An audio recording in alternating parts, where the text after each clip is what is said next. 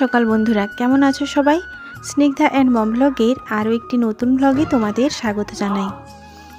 দেখো, আজ হচ্ছে বৃহস্পতিবার, আর সকাল সকাল উঠেই দেখি যে বেশ খানিকটা বৃষ্টি হয়েছে, আর বেশ মাটি থেকে একটা সোঁদা সোঁদা গন্ধ বেরিয়েছে।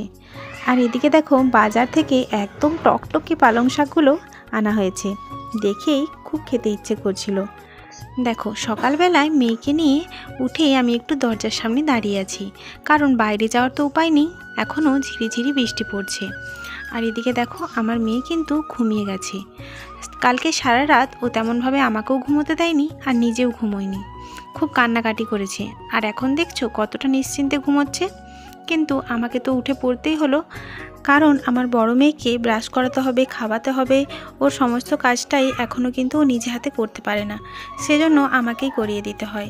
তো সেজন্যই একটু যদিও আজকে লেট করে উঠেছি, কিন্তু অন্য দিন আরও তাড়াতাড়ি উঠে পড়তে হয়।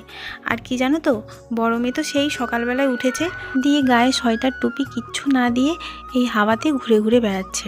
কদিন আগেও কিন্তু বেশ গরম পড়ে গিয়েছিল, কিন্তু আজকে বৃষ্টি হওয়ার জন্য বেশ ঠান্ডা লাগছে।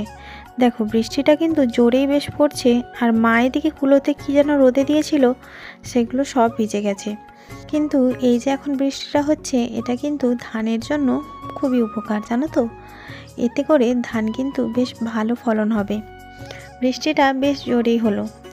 তো বৃষ্টি দেখার পর চলে এলাম, এসে মেয়েকে খাইয়ে টাইয়ে দিয়ে দেখো আমি কিছু ড্রাই ফ্রুটস খেয়ে নিচ্ছি। দেখো, কালকে রাত্রে যেহেতু মেয়ে অনেকক্ষণ জেগেছিল, সেজন্য আমারও ঘুমোতে অনেকটাই লেট হয়েছে। তো সেজন্য সকালে উঠতেও একটু লেট হয়েছে অন্যান্য দিনের থেকে। সেজন্য দেখো, সকালবেলা কিন্তু মেয়েকে সমস্ত কাজ করিয়ে দিয়ে আমি একটু তাড়াতাড়ি খেয়ে নিচ্ছি।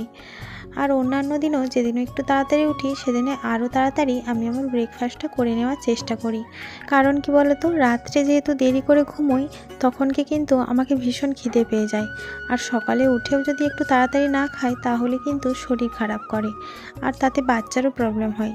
তাই চেষ্টা করি যে একটু তাড়াতাড়ি সকালবেলা খেয়ে নেওয়ার। আর আজকে বাইরে যেহেতু বৃষ্টি হচ্ছে, সেজন্য দেখো ঘরটা এত অন্ধকার, কি আর বলবো। আর এদিকে মেয়ে শুধুই জেগে যাচ্ছিল, জানো তো। কালকে রাত্রে সারা রাত ঘুমোয়নি, আর আজকেও সকালবেলাও ঘুমোতে চাইছিল না। তো মা ব্রাশ করতে করতেই ওকে একটু ধরেছিল, তারপর কিন্তু আমাকে দিয়ে গেল। আর এটা বেশিরভাগ দিনই আমার সাথে হয়, খেতে খেতেই মেয়ে উঠে পড়ে, আর ওকে কোলে নিয়ে আমাকে খেতে হয়। আমার মতো যারা মা আছো, তারা নিশ্চয়ই রিলেট করতে পারছো ব্যাপারটা। আসলে যখন খেতে বসি, তখনই যেন ওদের বেশি করে ঘুম ভেঙে যায়। তো আর কি করা যাবে, কোলে নিয়েই খেতে হয়। আসলে সব সময় তো সবাই ব্যস্ত থাকে কাজে, তো সবসময় বেবিকে হোল্ড করার মতো তেমন কাউকে পাওয়া যায় না, সেজন্য বেবিকে কোলে নিয়েই খেতে হয়। তো বেবিকে কোলে নিয়ে খাচ্ছিলাম, তারপর খাওয়া হয়ে যেতে দেখলাম ও ঘুমিয়ে গেছে, তাই ওকে শুইয়ে দিয়ে একটু বাইরের দিকে এলাম। সব সময় বেবিকে নিয়ে বসে থাকতেও আমার কেমন যেন হাঁপিয়ে উঠছিলাম। আর এদিকে বৃষ্টি থেমে গিয়েছিল, আর এত বাতাস দিচ্ছিল, ঝোড়ো বাতাস, একদম ভীষণ জোরে। তো আমি আর আমার ভাইপো দুজনে মিলে কিন্তু চলে এসেছি কুল কুড়োতে। আমাদের এই সামনের গাছটাতে দেখছো কত কুল পড়েছে। গাছটা যদিও অনেক বড় ছিল, আমার বাবা কী করেছে, গাছটাকে কেটে দিয়েছিল। খুব রাস্তায় এসে পড়ছিল ডালাগুলো, সেজন্য। তো দেখো, এই ছোট ডালাগুলোতেও এত কুল হয়েছিল, আর এই ঝোড়ো বাতাসে একদম পাকা কুলগুলো টপাটপ করে পড়ছিল। আর আমি আর আমার ভাইপো এসে দুজনে কুল কুড়োচ্ছিলাম। দেখো, এই কুলগুলো কুড়িয়ে নিয়ে আমি বাড়িতে চলে এলাম।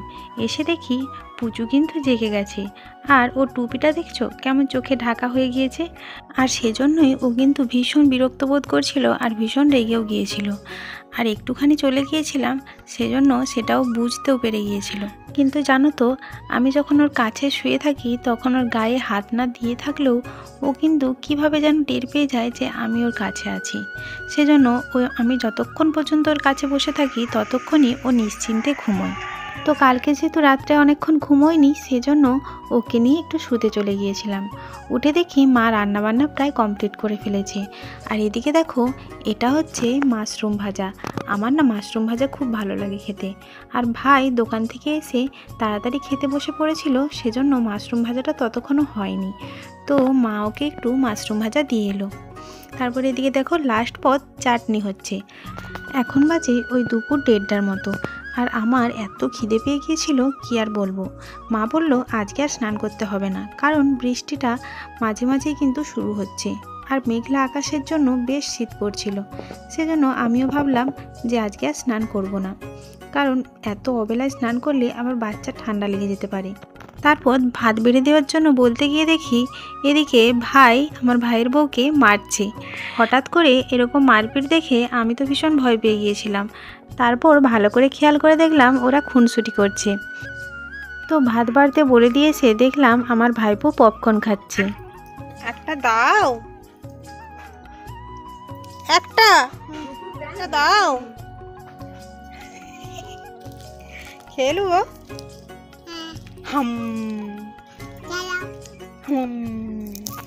আমার বড় মেয়ে বাড়িতে নেই, না হলে কিন্তু দুজনে এটা নিয়েই বেশ একটা বড় সড়ো মারপিট হয়ে যেত। তো দেখো এদিকে চলে এলাম আর আমার ভাত পাড়া হয়ে গিয়েছে। আজকের মেনুতে আছে ফুলকপির ঝোল আর পালং শাক বড়ি টড়ি দিয়ে একটা চচ্চড়ি, মাশরুম ভাজা আর চাটনি। তো বসে পড়েছি খেতে। আর এদিকে আমার ছোটো মেয়েকে পাশেই দেখো ঘুম পাড়িয়ে রেখেছি। ও এখন ঘুমিয়ে আছে, জানি না কতক্ষণ ঘুমোবে। আমি খেতে বসলেই ও তো জেগে যায়, দেখা যাক এখন কি হয়। তো চাইছিলাম যে চটপট খেয়ে নিতে। দেখো এদিকে আমি খাচ্ছিলাম আর ওইদিকে ও বেশ নড়াচড়া করছিল। আর খাবারগুলো কিন্তু আজকে একদম অসাধারণ হয়েছিল, বেশ ভালো হয়েছিল তরকারিগুলো খেতে। যদিও আজকে নিরামিষ, কিন্তু আমার তো বেশ ভালো লাগছিল খেতে। এই বৃহস্পতিবারে একটা দিন নিরামিষ খেতে কিন্তু বেশ ভালো লাগে। তো দেখো খাওয়া দাওয়া সেরে আমি কিন্তু মেয়েকে নিয়ে শুয়ে পড়েছিলাম। আর এদিকে দেখো এখন বাজে সন্ধে 6:30 মতো। আর কালকে বেবি ঘুমোয়নি বলে আমার দাদু একটা কাকুকে ডেকে এনেছিল। সে নাকি একটু ঝেড়ে টেড়ে দেয় ওই হাওয়া বাতাস যদি বাচ্চাকে লাগে সেজন্য। জানি অনেকে বিশ্বাস করো না, আমিও তেমনভাবে বিশ্বাস করি না, কিন্তু অনেক সময় দেখি যে ওই ঝাড়ানোর পরেই কিন্তু বেবি বেশ ভালো ঘুমোয়। তাই আমিও কিন্তু বসে পড়েছিলাম। আর জানো তো এই যে ঝাড়ানো হচ্ছে, এতে কিন্তু আমার চুলটা খুলে দিতে হয়েছিল। তো দেখো চুল খুলে নিয়ে বেবিকে নিয়ে বসে গিয়েছিলাম। দেখো কত সব মন্ত্রতন্ত্র বলে তারপর ফুঁ দিচ্ছিল। জানো কিছুদিন আগের একটা কথা মনে পড়ে গেল, তো তোমাদের সাথে সেটা শেয়ার করি। কিছুদিন আগে আমার বড় মেয়ে আমার সাথে শুয়েছিল। তো হঠাৎ করে চেঁচিয়ে কেঁদে উঠল। আমি উঠে দেখলাম যে কিছু নেই, মানে আমি ভেবেছিলাম যে কিছু হয়তো কামড়েছে, কিন্তু তারপর দেখি কিছুই নেই।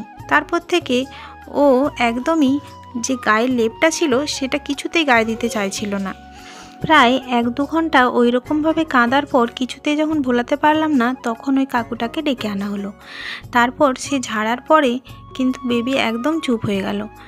তো বাড়ির লোকের তো একদম বদ্ধমূল ধারণা হয়েছিল যে হাওয়া বাতাস কিছু একটা লেগেছিল, কিন্তু আমার পার্সোনালি মনে হয় যে ইঁদুর টিঁদুর যা হোক ওকে কামড়ে দিয়েছিল, তারপর পালিয়ে গিয়েছিল, সেজন্য দেখা যায়নি। তো দেখো এদিকে আমার বড় মেয়েকে নিয়ে আমার বরমশাই কিন্তু চলে এসেছে, আর আমার ছোট মেয়েকে কোলে নিয়ে দাঁড়িয়ে আছে।